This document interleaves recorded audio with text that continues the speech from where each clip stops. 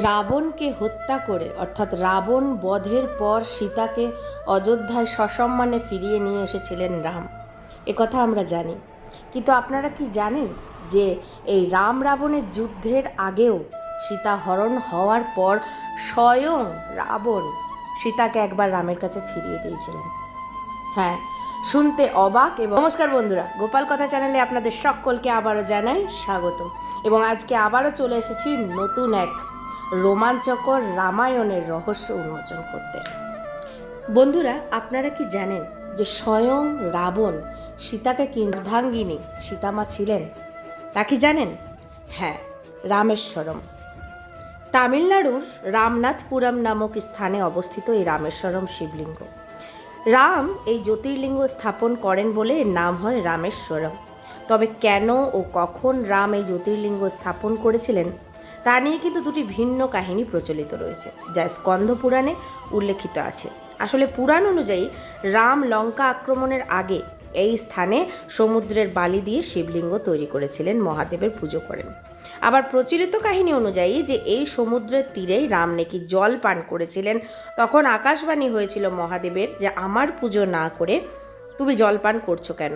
এই বাণী শোনার পরই কিন্তু রাম বালি দিয়ে একটি শিবলিঙ্গ তৈরি করেন এবং সেখানে যে শিবলিঙ্গটি প্রতিষ্ঠিত হয় সেটি নাকি বর্তমানে রামেশ্বরম জ্যোতির্লিঙ্গ নামে আমাদের সকলের কাছে পরিচিত।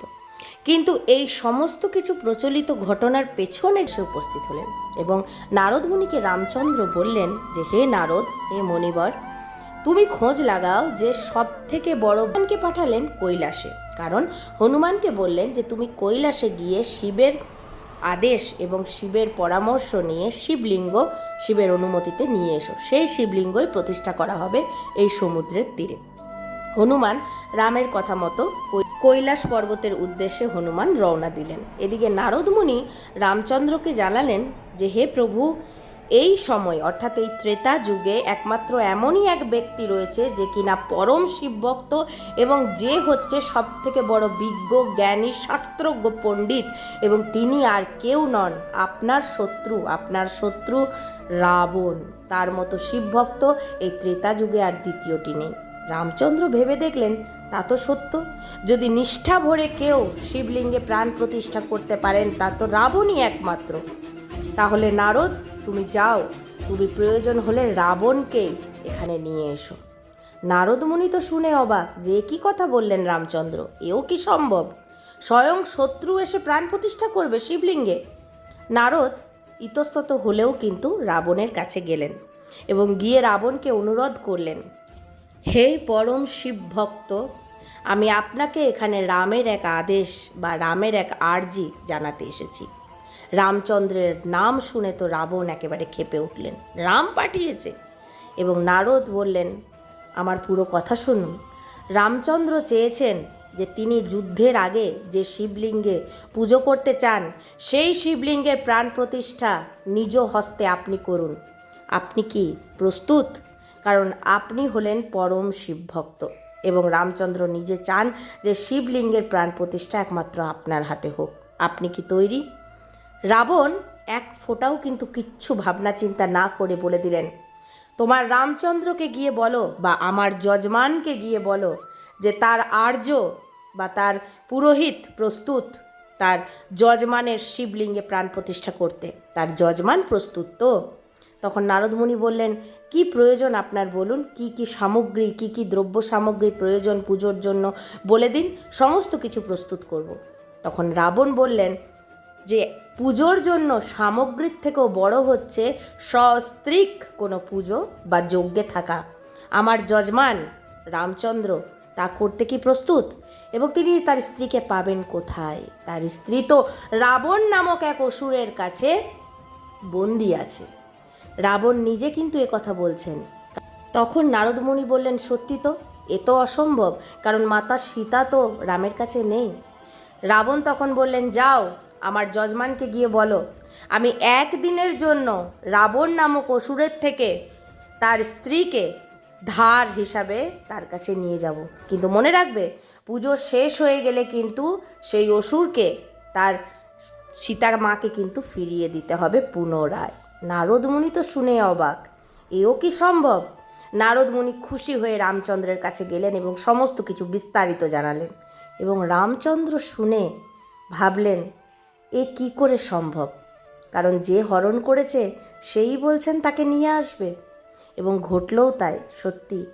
পুজোর দিন উপস্থিত হলো রাবণ তার পুরোহিত বেশে সেই সমুদ্রের তীরে উপস্থিত হলেন এবং সাথে করে পুষ্পক বিমানে সসম্মানে নিয়ে এলেন মাতা সীতাকে।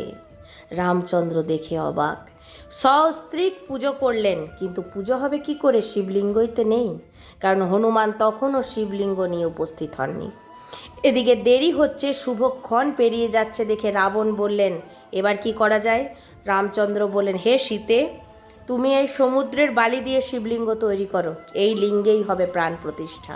এবং তাই হলো। সীতামা নিজ হস্তে বালি দ্বারা শিবলিঙ্গ প্রতিষ্ঠা করলেন এবং রাবণ নিজের হাতে প্রাণ প্রতিষ্ঠা করে সেই শিবলিঙ্গের পুজো সম্পন্ন করে পুনরায় মাতা সীতাকে নিয়ে পুষ্পক বিমানে চড়ে তার লঙ্কায় ফিরে গেলেন অসুর রূপে। এসেছিলেন পুরোহিত রূপে, গেলেন কিন্তু অসুর রূপে পুজো শেষ হওয়ার পর। এবার হয়তো ভাবছেন যে কি নাটক, এলো তার বউ, অথচ এত যুদ্ধ কেন? তাহলে রামায়ণ হলো কেন? হ্যাঁ বন্ধুরা, এখানেই প্রশ্ন, এখানেই পার্থক্য। তার কারণ সীতামা বা রামচন্দ্র কেউই চাননি কিন্তু এইভাবে রামের কাছে ফিরে আসতে। মাতা সীতাও চাননি।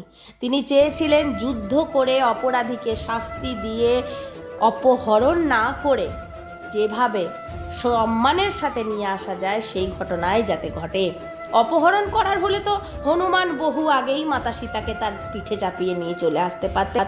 হনুমান কিন্তু সে কথা মাতা সীতাকে জানানো যে মাতা, আপনি আমার কাঁধে চড়ুন, আমি উড়ে নিয়ে চলে যাই আপনাকে রামের কাছে। কিন্তু সীতা বলেছিলেন না, অপহরণ তো রাবণ করেছে এবং সম্মানের সাথে আমার স্বামী আমায় ফিরিয়ে নিয়ে যাবে। এবং সেই ঘটনা পরে ঘটে। যাই হোক বন্ধুরা, পুনরায় যখন হনুমান শিবলিঙ্গ নিয়ে আসেন, দেখেন এদিকে পুজো শেষ। হনুমান এসে বলেন, প্রভু এ কী করলেন আপনি? শিবলিঙ্গ আমার আনার আগে পুজো শেষ করে ফেললেন। তখন এদিকে রামচন্দ্র দেখলেন সত্যি তো, একে এবারে কী করে বোঝানো যায়। তখন হনুমানকে বললেন, শোনো হনুমান, তুমি যদি পারো তোমার লেজের সাহায্যে এই শিবলিঙ্গকে উপড়ে ফেলো, তারপর তোমার আনা শিবলিঙ্গ প্রতিষ্ঠা করো। হনুমান কিন্তু প্রচুর চেষ্টা করলেন, শরীরের যত বল আছে সব কিছু দিয়ে চেষ্টা করলেন শিবলিঙ্গ, ওই বালির শিবলিঙ্গকে উপড়ে ফেলার। কিছুতেই শিবলিঙ্গ নড়ল না, কারণ সেই শিবলিঙ্গে যে প্রাণ প্রতিষ্ঠা করেছিলেন স্বয়ং রাবণ এবং পুজো করেছিলেন মাতা সীতা, রামচন্দ্র।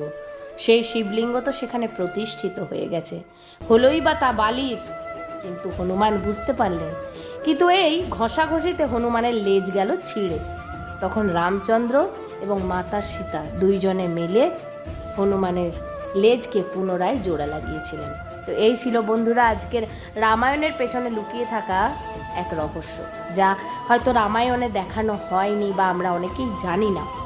যারা আমার ভিডিওর মাধ্যমে প্রথম জানলেন তারা অবশ্যই কিন্তু কমেন্ট করবেন যে কারা কারা প্রথম এই ঘটনা জানলেন। এবং চারিদিকে এখন শুধু জয় শ্রীরাম ধ্বনি, তাই আমার কমেন্ট বক্সকেও কিন্তু আপনারা খালি রাখবেন না, জয় শ্রীরাম ধ্বনিতে ভরিয়ে দেবেন বন্ধুরা। আর গোপাল কথা চ্যানেলের ভিডিওগুলো ভালো লাগলে লাইক করবেন, কমেন্ট করবেন, শেয়ার করবেন এবং অবশ্যই অবশ্যই চ্যানেলটাকে সাবস্ক্রাইব করে আমার গোপাল সোনার এবং আমার পাশে থাকবেন। সকলে ভালো থাকবেন, সুস্থ থাকবেন। আজ এখানেই বিদায় নিলাম। জয় শ্রীরাম, রাধে রাধে।